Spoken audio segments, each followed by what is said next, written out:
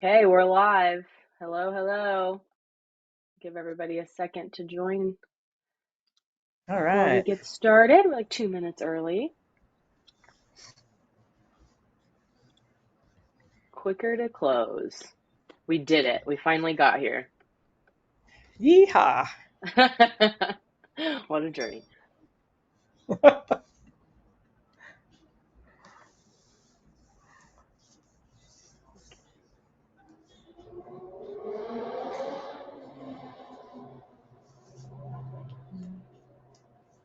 Looks like folks are coming in. We'll start right at 2 o'clock. All right. Got about 2 minutes. Hi, Bobby. My friend Bobby's on. I haven't talked to her in forever. I hope this is valuable for you, Bobby, but we should also catch up after this. Hi, Bobby. Might be holding it down today.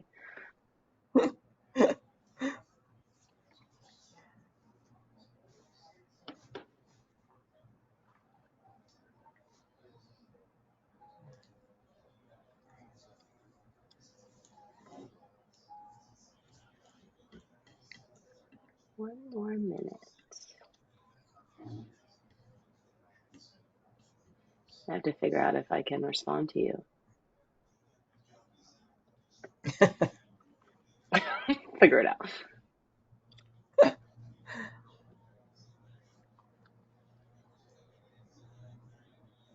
Okay, we got our questions up.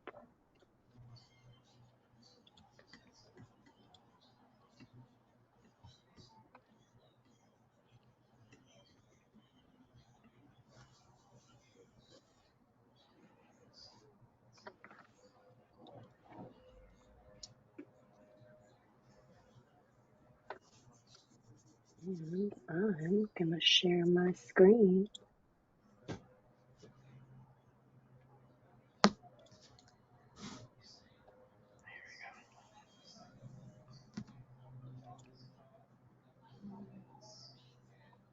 Share. Fully All from start. right. Can we see that okay? Yes. Fabulous. Good. Well, it is 2 o'clock. Let's get started. Welcome, everybody, to Quicker to Close, what homeowners really care about when deciding on a home services partner. A little bit different VSG marketing industry content today. We're excited about it. I am Alex Devine. I'm the president of VSG Marketing, a industry company, and I am joined by my dear friend and expert, brilliant woman, Monica Higgins. Thanks for being with me, Monica. Thank you for having me, Alex. I'm really excited to pick your brain specifically. You have been in the AEC space, specifically on the ADU or remodeling side, for many years, and you've seen horror stories, you've seen success stories, you help people in a bunch of different ways. So, as VSG continues to work more and more with architects, engineers, contracting services, associations. We're even dabbling in some commercial real estate, project management companies, Hmm. brokers, you name it. It kind of goes Okay. together, I find, like similar trends. And what we have seen and what we've heard as a marketing agency is frustration over, I think, since COVID, but specifically like end of 2022 through 2023, their pipelines are Yeah. slow. It's tough, right? Like things aren't closing as quickly. My old strategies aren't working. I used to get 7, 8 quotes a day on home services projects, and I'm just not seeing the same volume, and or people are slow. They're dragging their feet. What the heck is going on? So we've done, Sure. research and analyzed trends, but I think it may be more subjective than data can even tell us. I think the landscape has changed, and anyway, they're The frustrated. landscape has Hey, definitely changed. yeah, That's for sure. Interest rates are still on people's minds, yeah, particularly those that are wedded to their less than 3% interest rates. Like, does it really make yes, sense for me to refinance or pull cash out at a higher rate? But there's a way to encourage people to not put off something that they really want to do. yeah. Love that. And you're going to tell us all about that as we get into it here today. So if I can click my screen, there we go. So here we are. we call ourselves experts. Again, my name is Alex. I am responsible for running VSG marketing division of Spindustry, which is a larger agency. Been doing this about 10 years since I was an intern right out of school, actually. And so I've seen just hundreds and hundreds of businesses throughout my time, big and small, B2B, B2C, you name it. And we kind of specialize on the tech side of things. So we build and design websites, work in marketing automation, and we're focused on solving business problems. We provide business solutions specifically. So with that comes, strategic planning and consulting organizationally and specifically in marketing. And then we've kind of just found ourselves, as I mentioned, in a lot of manufacturing, a lot of AEC and commercial real estate. We Mm. also do some employer services and that kind of thing. So I am here to just ask the smartest lady in the room good questions and follow along that way and inform however I can. Uh-oh. And Monica, I have all of your accolades up here, but do you want to tell us a little bit about yourself and kind of how you got started in the industry, how you found yourself here? Yeah, I'm actually a former licensed real estate agent turned construction manager. Nice. And I actually got into the business because I witnessed my mother, the year that my father passed away, I witnessed my mother get taken by a contractor on an extensive Mm, apartment renovation project. And I'm like scratching my head because that never really happened when my father was alive. And mm, she was behind the scenes, not really in front of the scenes. And as I thought about the process, I'm like, oh my gosh, she didn't do the right steps in the right order. She didn't ask the right questions. mm, And that led me down a rabbit hole to get certified as a construction manager. So I've worked as a construction manager, owner's rep for homeowners. I've design build firm for accessory dwelling units. And I also consult with homeowners sort of as a coach, a remodel or ADU coach. If things are not going well with another company, they like to bring me in. Or I consult with home service providers in the AEC space from the standpoint of client experience, because that's really, really critical. Uh, it's unfortunate that our industry has a very high level of dissatisfaction on the consumer side of things. And how can they make things better, not just for mm. the client, but also for the company? That is amazing. And what a critical role. I think it's something that people don't even realize they need. I can just reach out to the contractor and that'll be it. They don't think about, the permitting, the steps in the right order, as you mentioned. So how cool to be a Yeah, Sherpa up that mountain. And then if you can yeah, help people avoid pain and strife and or budgetary issues on either sides of the house, because clients are difficult. Firms, AEC firms are having just as much difficulty with the clients not being educated, and that's frustrating and also causes them to be over budget. So it really like that's a critical piece on both sides of the house. And I didn't even know people did that. So thank God for you. yep, we do. Excellent. She exists. Wonderful. Well, we're going to have a conversation today that probably just scratches the surface. So, folks listening right now, if you have questions, throw them in the chat for us. We will see them and answer them as we go. We'll also have a dedicated Q&A session at the end. If you are seeing this and couldn't make it live today and have questions, same thing, just shoot us an email. Our contact info will be there at the end of the presentation. We would love, love, love to talk with you because it's a complex industry with complex problems. But a few things that we Mm, hope that you take away from our session today is really think about the mind of the homeowner as they're making purchasing decisions. We are not saying it makes a whole lot of sense all the time, but we know from experience, like kind of the things that they vet. And sometimes there's differentials in what a vendor may be promoting on their website, in their materials, in their conversations with the client, as Monica mentioned, in service delivery specific. Um, mm. you just may think, hey, this is a no-brainer for the homeowner, but it might not be. So we really want to explore and touch on some key points of the mind of the homeowner, which will help you put yourself in their shoes a little better. Even if you are a homeowner yourself, the more you know. We're going to look at the top three things that homeowners and or prospects are looking for in your marketing. That could be several different channels, your website, your collateral, but kind of what people are keeping their eye out for that creates credibility and may cause them to act. In addition to that, specifically what should be on your website, we're going to touch on. We're also going to talk about ghosting in a professional sense, of course. There's a lot of people, and I experience this as well on business development from an agency perspective. People seem Hmm. engaged and they're qualified and they come in and then you may even get a proposal out to them and you never hear from them again, even to the point where they won't even tell you no.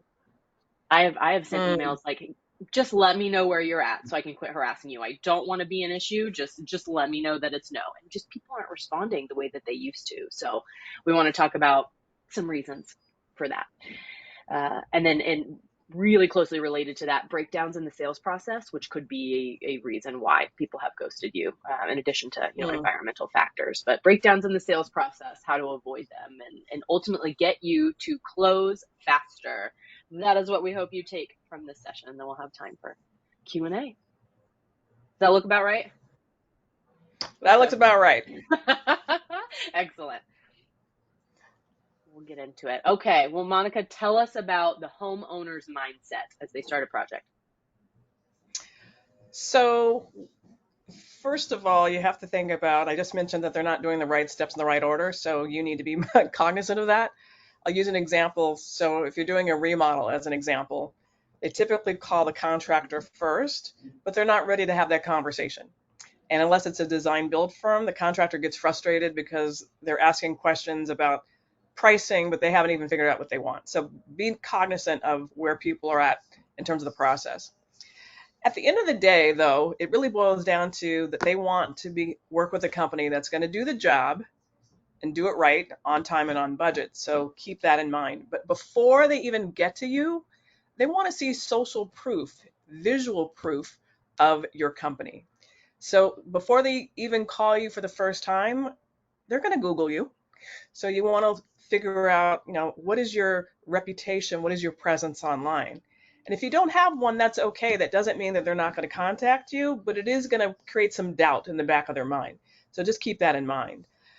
It's important because the social proof is important because in our industry, home services, unfortunately, they've heard more horror stories than they've heard delight stories.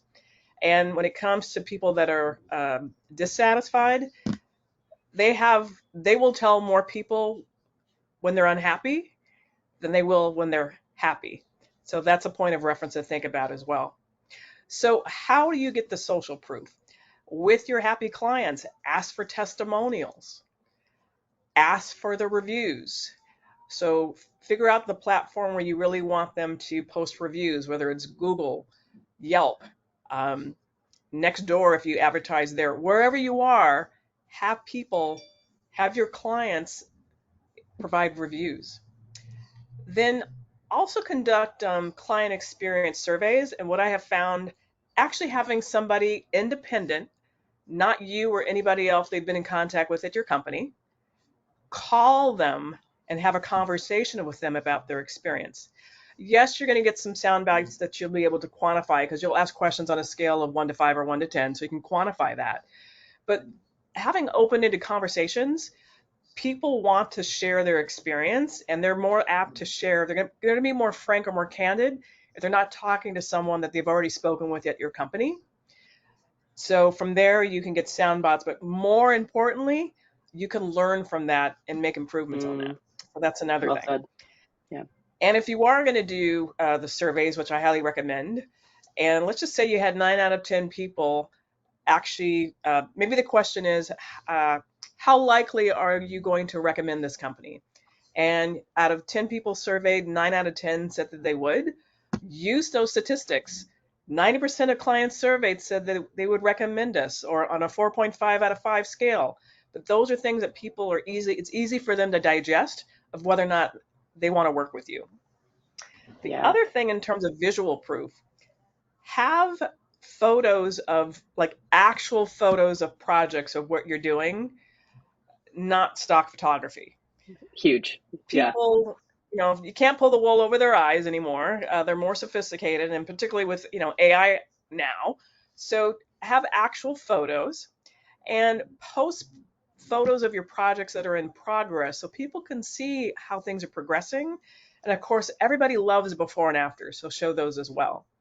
And then the other thing is have a professional photo shoot. Clients, when they're done, they're going to be flattered that you want to take photos of their project. And it serves two purposes. You're getting the content, professional content, so that you can, showcase that on your website. But the other thing is that create a photo book of the project. So before and after photos. photos of your clients during the process, and provide that to them at an end of project gift. You would be Hmm. surprised at how it makes them feel. They're going to have it on the coffee table whenever their friends and family come over. They're going to pick it up. It's going to start a conversation. And hopefully, your company is part of that conversation. And that's something that's low cost and really easy to do. It's a great idea. Got it. So, Monica, it seems like trust is the biggest factor. If I put myself in a homeowner mindset that's starting out, I want to be able to trust the company. There's lots of things that go into that, but it's kind of that concept like we eat with our eyes first, a little bit. Yes, I want trust created before I even reach out to you. Are you a legitimate company? Have you done good work? And is there evidence of that? And the way that we're shopping online now and have for years and years is that social proof piece. I think that's really worth noting. If you hmm, do not have reviews and or if your reviews are not complimentary, you could be losing people at the very top of the funnel and before you ever get a yes, chance to get to know them or talk about your services, or you don't always get to tell your story in person. In fact, now you rarely do. So we have to tell our right, story digitally, because the homeowner is looking to trust you before they reach out, because their time is precious and they want to know that they're talking with, someone who can help them as soon as possible. Great points. yep. Good. Okay. So I think we covered a few of those. Only having to deal with one person. Could you talk to us a little bit about that? Yeah, so if you have more than one person in the process, what I have found is that um, the salesperson may say something to get the sale, but Mm, it may not align with on the operation side of the business. So you want to make sure that there's this alignment. And I have found that the fewer people that are interacting with the homeowner, the better that alignment and the better the expectations that are set. So mm, that you are, it's almost like you're under promising and over delivering versus when I find when too many people are involved, you're over promising and under delivering, you're underwhelming your clients. So the fewer people that are involved, the better. that's a great point. We're going to talk about that in why people may be ghosting you. There's a critical handoff that happens from the salesperson or the estimator, rather, to the execution team. And if that is not Yeah, seamless, that's where we have breakdowns. That's where people say no, no, no. And a lot of times that can be after sale, which is even more frustrating. That's where those bad reviews come in. But the sooner you can think proactively and have that seamless service delivery, that's critical. Great point. yep. Good. And then you have a note here about not touting standard protocols as a benefit. I love that. Would you talk about that a little bit for us? Yeah, so, there's companies that are touting that they do free consultations or free phone consultations. Like that's a given in today's Yeah. industry or, today. So, what is it that you're doing that's different, that's providing value that people would want to at least make a decision to pick up the phone or go online and submit a request? So, a free consultation is not going to be, though that's great, because some companies do charge, and I can go off on that too. But the fact that you are offering a free consultation, a homeowner is not going to make a decision based on that. Mm, good. And perfect segue. What are they making decisions on, especially when they're at a point where they want to fill out a form? So let's go to the website of things. Website Yes. hooks, good stuff. So let's imagine, so in that homeowner mindset, I have a project that I need to get done. I'm ready to search. I am out there actively gathering information. There's many different channels, but I may get a referral from a neighbor or a friend. That's the most trustworthy form of advertising, is word of mouth. So it's not to be discounted. Then Right. I may search online. I may see an ad. I may go to a home show. Set all the channels. But then once Hmm. I have a company in mind or an issue that I need solved, then our funnel kind of begins with awareness. Now I'm in the consideration phase.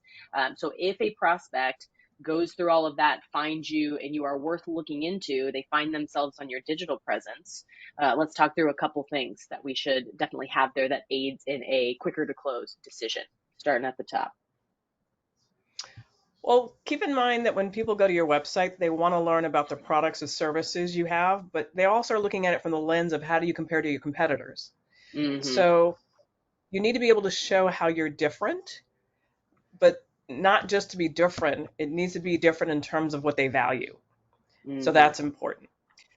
Depending on what your services are, being transparent with cost information is helpful, because if somebody is, if they're within your range, then you're actually attracting someone that is more likely to convert than not. So why would you even want to attract somebody that's not even within your range if it makes sense to do that?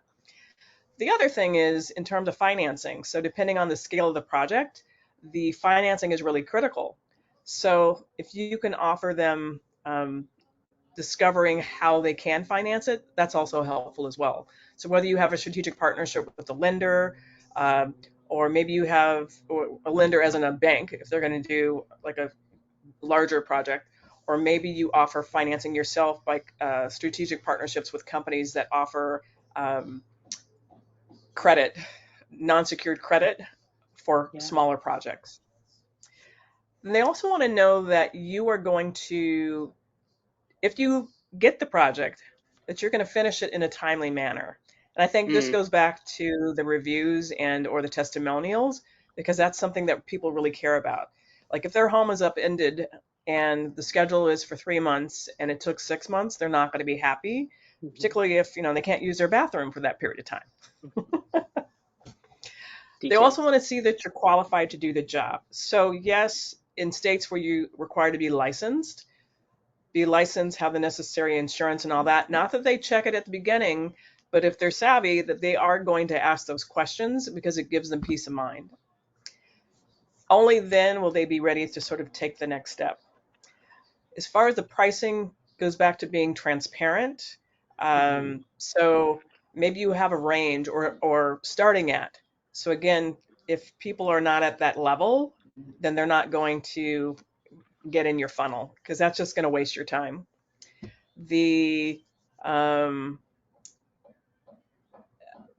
compete on value, not price. So most companies, if they're competing on price, I mean, you're constantly having to undercut, undercut, undercut.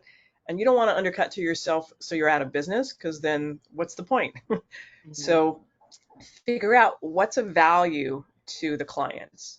So that goes back to, we're going to get to this a little bit later, but in terms of the sales conversation, you it's your goal to determine what's important to the client and whether or not you can meet that need.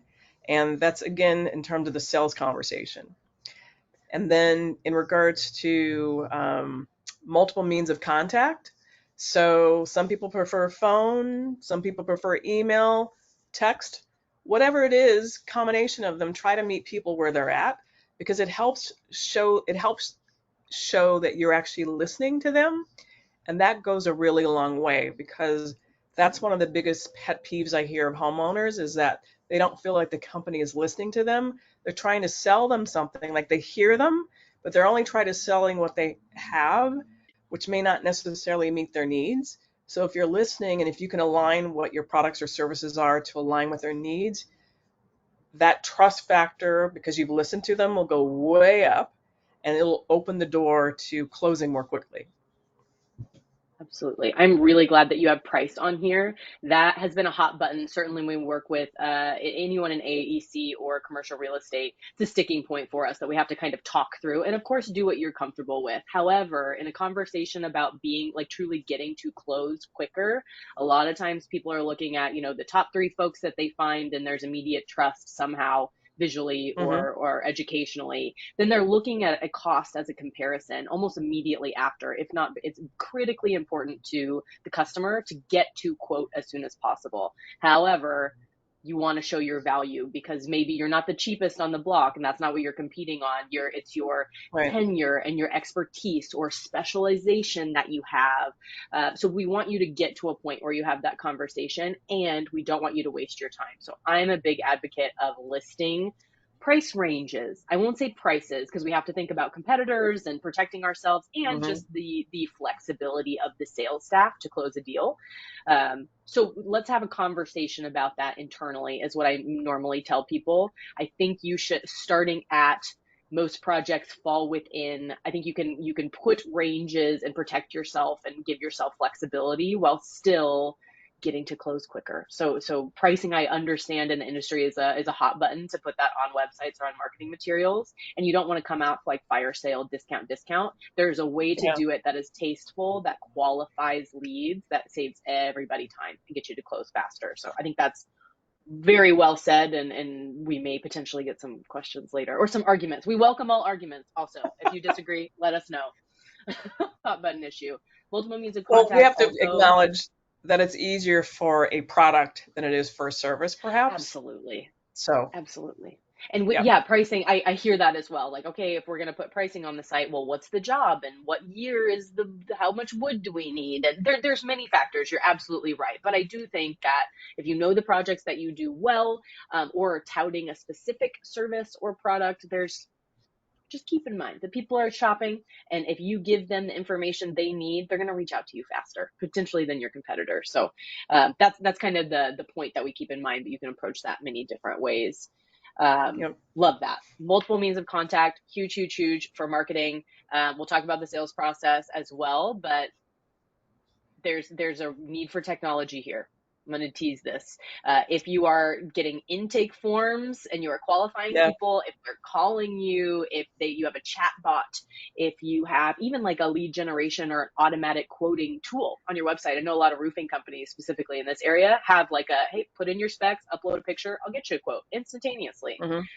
More you can do that up front, the better, but make sure we're tracking all that in a CRM, and the dispatch to your sales team is not manual.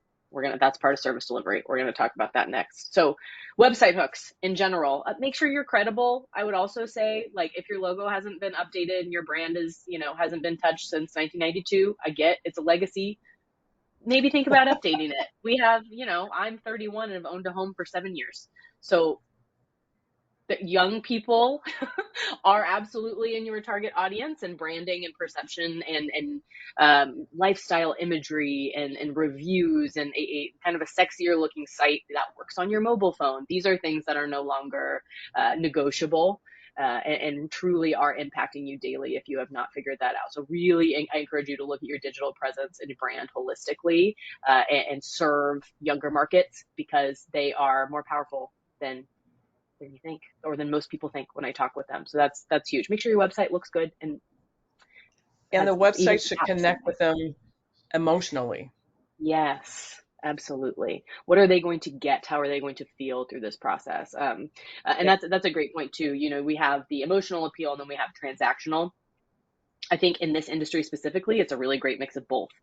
People, may come to consideration transactionally and say, great, you're in my price range. I trust you. You're credible. But they may make hey, I want to work with Jim because he's going to take care of me. Could be the decision point. So emotion is critical in decision making, especially in a post pandemic environment. Giving a Yep. presentation on that later. It's a different one. Okay, let's talk about ghosting. And really, what we're talking about here is the sales process in general. It could be quoting, estimating, but we have a prospect that's live in the hopper, and then it dies for whatever reason. More often than I've ever seen, certainly. And I'm hearing that from lots of clients as well. So let's talk through a few things that you have up here on this slide, Monica. What are you seeing? So if you're trying to close a sale on the first call or visit, okay, Mm, maybe if you're selling a small product, but you probably wouldn't be coming to their house to sell it. But think about like a remodel, I'll use an example, or an ADU or a whole home renovation as examples. That's not something that somebody's going to make a decision on to work with you by one visit of you in their home. excellent point. So you're trying to force them to close. I've heard horror stories of this, particularly happens for seniors, where they'll have the person will come out and they'll literally spend hours trying to force them to sign a contract on the Fine. first visit. Yeah. That's not the experience that people want to have. So you need to recognize that and then think about when you're there, making sure that you're listening. Another one of the pet peeves I hear from homeowners is that they don't feel as though the people that they're meeting are actually listening to them. They're trying to sell them something. They hear them, but they're trying to sell them something, but without really understanding what their needs are, and then selling them what they need. So if you're uh, making them feel heard, that decreases their level of anxiety because they're experiencing it, which increases their level of trust in you. Hmm. And if you're offering solutions that meet their needs, it's a signal that you've been listening.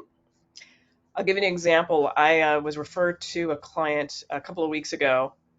They had already been working with an architect. They're on like 6 rounds and they're still not feeling like they're being heard, like whatnot. And before I go in to do my, I call it forensics, Yeah. I have a homeowner fill out a planning questionnaire so I get a sense of what it is they want. Then I review it, and then I review whatever's been done to date. And we have a follow up conversation. And the process of this conversation, one of the things that was so apparent to me was that this couple was not excited about any of the concepts that were presented to them. Hmm. And so I had to ask questions about, what sort of questions were asked to get to this point. I had to ask, did you have a discussion about the budget? Because you want to make sure you design the budget. But the key thing was that they weren't excited about any of these concepts. And they kept repeating something like, we've told this person over and over again, and they just don't seem to get it, which means they're hearing them, but they're not listening to what their needs are. And then the fortune's in the follow up. So I'm not saying not follow up because the fortune's in the follow up. And Alex can attest to the fact that the Yes. technology helps you with that. Yes. But you have to find the right cadence. You want to make sure that you're not bombarding them with too much because that's a turnoff. But then you Hmm. also want to make sure that you're doing it so that you feel there's like a care and concern about them and their project. So figuring out that right cadence. And sometimes it's going to be different for different people, Yes. but you'll find a sort of the median or the medium of occurrences so that you are in flow with them and not bombarding them because the bombarding point really pisses people off, and that's when they'll start writing negative reviews. So we don't want that. Hmm. And then if you're not showing value, I remember when I first got started in the industry, I had trouble explaining what I did because there weren't a lot of people that did what I did in terms of an owner's rep for smaller projects. I mean, people have heard about it for, massive developments, but not for individual homeowners. So being able to show the value and not just show the value, communicate in a way that resonated with people. It took me a while to get to that point. So figuring out what your value proposition is to your customers and how do you communicate it to them so it resonates with them. It's not about the Yeah. words that you use, uh, construction speak or whatever speak. It's got to be in the language that they understand so it doesn't feel like you're talking down to them. But again, Yes. you have to show that value. Well said. No notes. I completely agree with all of this. Well, and we're just in a different sales landscape than we were pre 2020. People have their priorities have shifted flat out, and they demand more excellence in the sales process because there are just Yep. more important things: living your life and your family.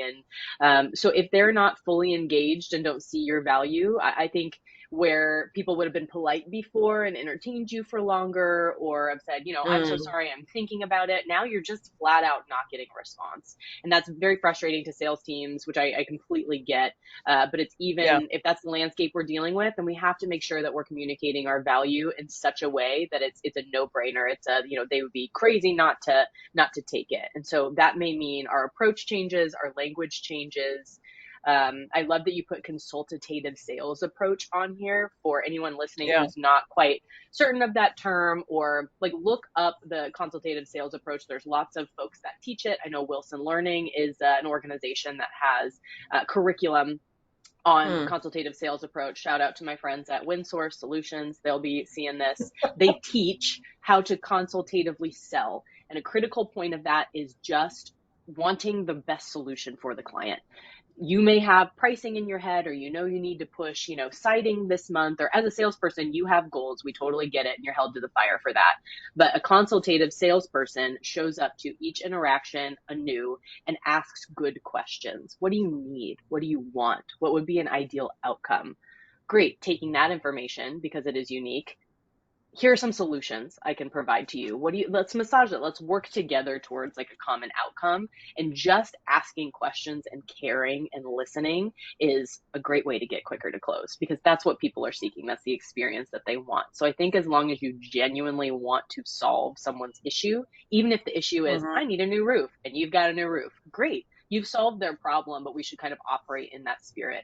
What kind of roof would serve your needs best? Well, you have options. This one lasts 10 years, but if you go a little bit more, this lasts 20 years. So it's kind of it is a sales conversation, but it's much more a solutions provider conversation. And that I've seen go miles, especially in this new environment that we're navigating. People want connection. It's good. Yeah, Um, definitely connection. Yeah, and I want to touch briefly on technology. I'd be remiss if we didn't talk about that, because there's a right way Yeah. and a wrong way to do it. Tech helps us scale our efforts when we have them. So I think in general, right now, to operate as a successful business, specifically with lead generation, you need a CRM, a client relationship management portal, to maintain information about leads, prospects, customers, and nurture them effectively. Even better, you need a marketing automation platform, and those two things should be connected and talking to one another so we can automate the customer experience so it's still personal, and then we get Yeah. data from that whole system and we can continue to improve and dial in. Now, if you're new to marketing automation or you've been doing it a long time, there is absolutely a too much factor. So I scheduled a service call for an HVAC company this morning because I had a little wall heater here that's not working. And I booked an appointment online, and I got a text message, two automated phone calls, one left a voicemail, an email to both emails they had on file, all at once. Like, that's a great use of technology, but now I'm inundated and it doesn't feel personal. Mm, So even when you are using technology, you're always curating the customer experience. I am informed, I know I have an appointment, thank you so much, but maybe I only need two of those channels. So be mm. careful to not inundate, because that's a part of the sales process as well. It absolutely is. Experience all the way through. Could be, Yep. oh, I may not call those people last time because I got 60 notifications. And that's just me not liking a lot of notifications. I know how to deal with them. Imagine my grandmother. If my grandmother got 7 notifications, she would call you and throw a fit. So be mindful of experience even when we use tech. Great grain of salt there. You mentioned something about the data, and Yeah. the data is always going to tell a story.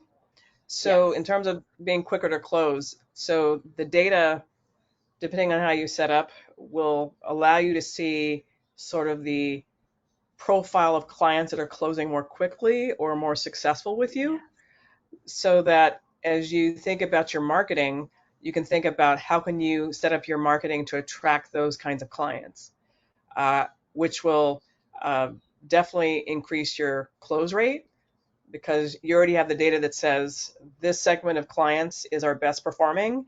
Here's why. And then use that to target those particular sets of clients. They get in your funnel. It should almost be a slam dunk. Yes. Yes, ma'am. Well said. Well, good. Well, we tried to keep it short and sweet and just deliver value as we're preaching to you today. So we have a little bit of time for questions. We don't have a bunch of folks with us live. We did change the time of this last minute just due to schedules. So folks watching this recorded, please send us questions. But we'll spend a couple of minutes here. Any other thoughts or anything that comes kind of top of mind? So, Monica, would you share um, how you help people in this industry or in this scenario? Like, what services do you offer? What Sure, projects you're working on that might be relevant? sure. So, in terms of the professional services providers, I work as a consultant to help them on the client experience front. So, helping them really understand. So, for example, the customer journey. Uh, how are they optimizing it for putting the client, putting themselves in their client's shoes Mm, to see if that process resonates with them in order to get them into the funnel and to close. Or it could be just a matter of looking at some of their marketing collateral and seeing whether or not that aligns with, who they say they are versus who they say they are to the client during a sales call versus what they're promoting after, Mm, if they have a lead behind or whatnot. Like, is there a connection there? There should be. Or just a conversation of, you know, troubleshooting. They're having some trouble, whether it's converting, they're having some trouble on a project and dealing with the homeowner, those yeah. kinds of things. On the homeowner front, homeowners hire me typically pre-construction to help guide them to the point where they're permit ready and they can work with someone. They just want, and they've never done this before, and they just want to make sure that they're on the straight and narrow, doing the right steps in the right process, meeting the right people because I can make the right connections, and then moving forward that way. Beautiful. Oh, someone's here. The dog. Well, good. Well, VSG in general, thanks you for joining us today and sharing this information. I have all of your info in the slides. People can check you out later. I would say on the from the marketing side of things, just as a reminder to everybody, we work quite often in this space, and we help folks from even audit and assessment. So a lot of times what we're hearing is, the at bats that I get, the leads that I get, I'm not having so much of an issue there. My estimators and my salespeople are great. They've been with me 20 years. That's not a problem, but I need more. Like, in order to keep up with my quota and keep Mm. my people, I need more leads. So we can come in and see your lead flow in an audit capacity and make recommendations for how to improve. That could be digital marketing spend, that could be organic SEO, that could be strategic partnerships and events, and a holistic strategy for how to improve leads in the industry. So we do that quite a bit. And then we also have a large execution team. So you need a new website, we do that. We have a large SharePoint division. So if you need a business tool or service, and then we do training and consulting kind of across the board. So for folks listening, if this was interesting to you today and you have questions, reach out. Or if you need any of our services, we would love to help you. Thank you very That much, we would. Monica. Thank you. Thank you, Alex. See ya.